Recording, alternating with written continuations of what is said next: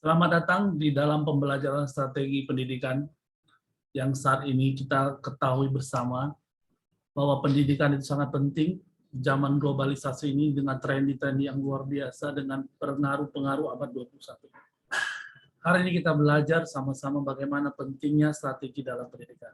Dan sebelumnya Bapak Ibu, jangan lupa subscribe dan tekan loncengnya.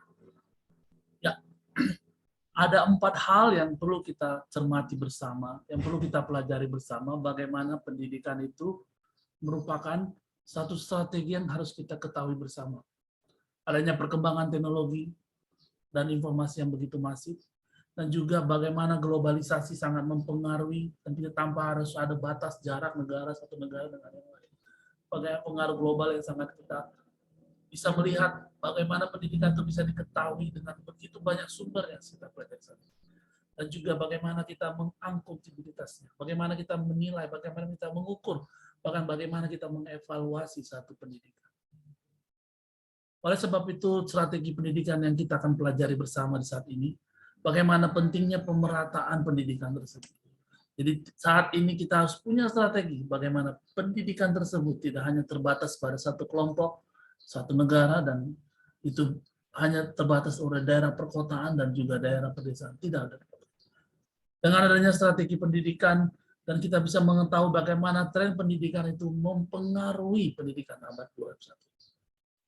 Seperti kita ketahui bersama bahwa pendidikan itu mempunyai pendekatan yang sangat individual, pendekatan yang sangat kolektif, pendekatan yang sangat rasional, pendekatan yang sangat humanistik, dan juga pendekatan yang bervariasi. Yang sekarang lagi trending Bapak Ibu, yaitu pendekatan sosial. Media-media yang memberikan informasi begitu masif. Anak-anak didik kita yang lahir di era digital ini sangat terpengaruhi oleh pendekatan itu. Sebagai strategi pendidikan, kita harus mempunyai cara yang tersusun dan terencana. Kita harus menggunakan cara yang tepat, Bapak Ibu, dan juga praktis. Dan itu nyata. Itu harus bisa dilakukan dengan tujuan pembelajaran. Sehingga metode-metode dapat kita kembangkan.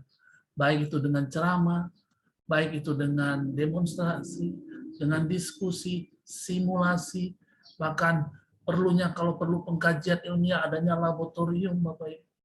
Pembelajaran yang punya pengalaman di lapangan bisa menjadi satu pembelajaran buat orang lain, buat anak didik kita. Bahkan Bapak Ibu, bagaimana kita bisa mendidik punya strategi yang luar biasa dengan brainstorming, tukar pikiran, menyampaikan ide-ide gagasan kita kepada anak didik kita sebagai pendidik. Dan juga kita mempunyai kasih ruang yang dulu mungkin sangat minim, ruang diskusi, ruang bahkan perdebatan baik menyampaikan karena sangat terbuka saat ini. Di tren saat ini kita harus bisa sebagai pendidik mempunyai strategi yang tepat. Bahkan kalau kita lihat secara formal ada simposium, ada webinar dan sebagainya. Bapak Ibu, begitu banyak saat ini perkembangan pendidikan di abad 21. Oleh sebab itu, seperti kita ketahui bersama bahwa tujuan strategi pendidikan adalah bagaimana si para guru dan siswa itu bisa menggunakan metode yang paling tepat dan menggunakan sumber daya yang tepat dari berbagai kekuatan dalam pembelajaran. Dan merupakan tujuan strategi pendidikan. Menciptakan kondisi pelajaran yang kondusif, menyenangkan, dinamis, dan punya strategis yang tepat, sehingga siswa aktif mengikuti semua prosesnya, sehingga pembelajaran itu dapat tercapai. Tujuan pembelajaran itu dapat diterapkan dan ditetapkan, bahkan bisa dilakukan secara efektif dan efisien. Dan hal-hal inilah yang perlu kita ketahui.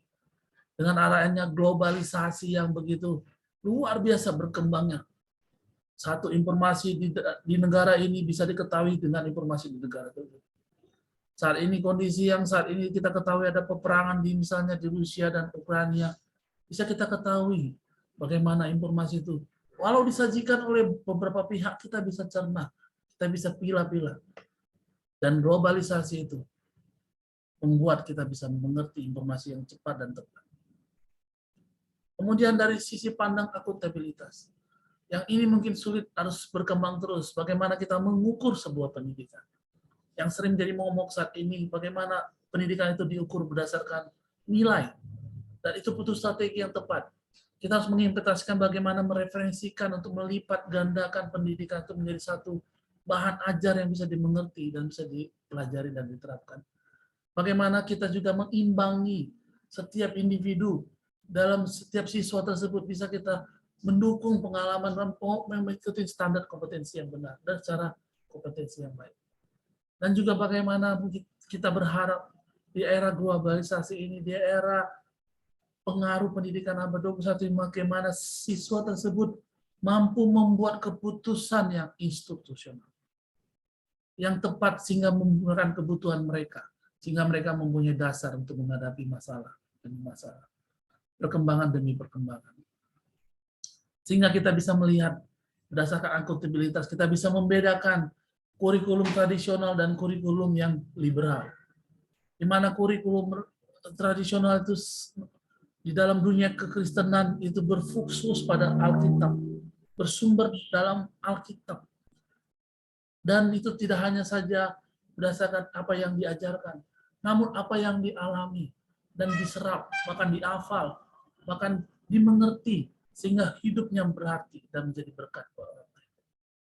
Kurikulum-kurikulum yang tradisional ini, kalau kita tidak kemas dan tidak punya strategi yang tepat, itu akan menjadi ditinggalkan. Karena sifat kurikulum liberal atau sekuler yang berfokus pada manusia, si anak didik akan melihat bahwa semua bersifat antropocentris. Manusia segalanya, manusia menjadi fokus. Dan oleh sebab itu kita butuh strategi kekristenan. Kita melihat bahwa kekristenan itu penting, Bapak. Kekristenan itu gaya hidup. Bagaimana pendidikan kekristenan itu mengarahkan kita kepada Tuhan. Bagaimana kekristenan itu kita melihat bahwa firman itu mempunyai kebenaran, dan kebenaran itu memerdekakan. Seperti kita ketahui saat ini bagaimana ada kurikulum Merdeka Belajar. Bagaimana pemerintah memberikan kebebasan untuk mengembangkan kurikulum. Dan kita para pendidik Kristen harus menjadi jawaban buat mereka. Sehingga nilai-nilai pendidikan itu bisa kita ukur dan kita bisa lihat dampaknya. Bisa kita evaluasi bagaimana pencapaian.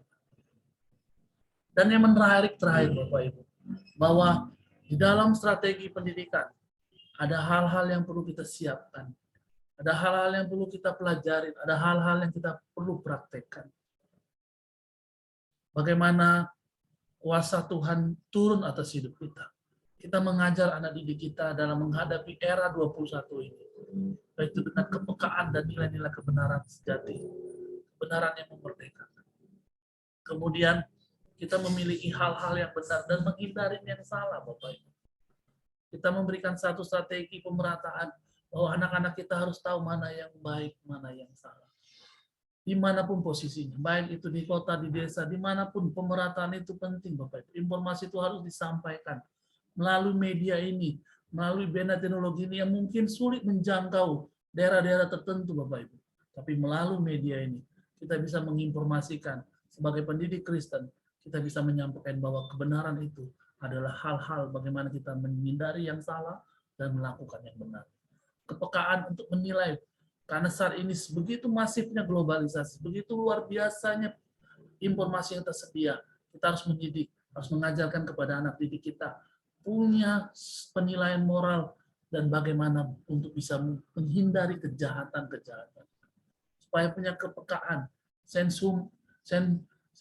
dalam hidupnya, bisa dia mengetahui apa ini benar atau salah.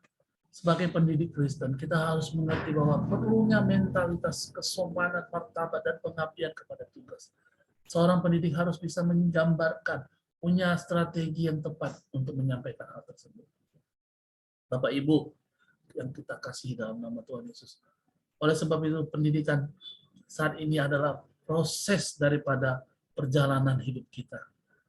Dan jangan pernah Bapak Ibu berhenti belajar. Jangan pernah berhenti mencari pengetahuan yang benar. Karena Amsal 19 ayat 2 berkata, tanpa pengetahuan, kerajinan pun tidak baik. Orang yang tergesa-gesa akan salah langkah. Mari Bapak Ibu, strategi-strategi kita pelajari.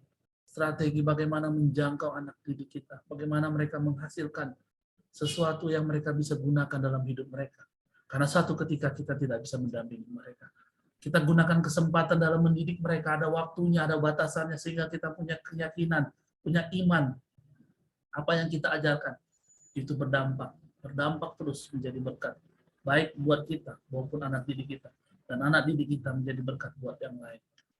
Kiranya Tuhan memberkati kita. Salam sejahtera. Amin.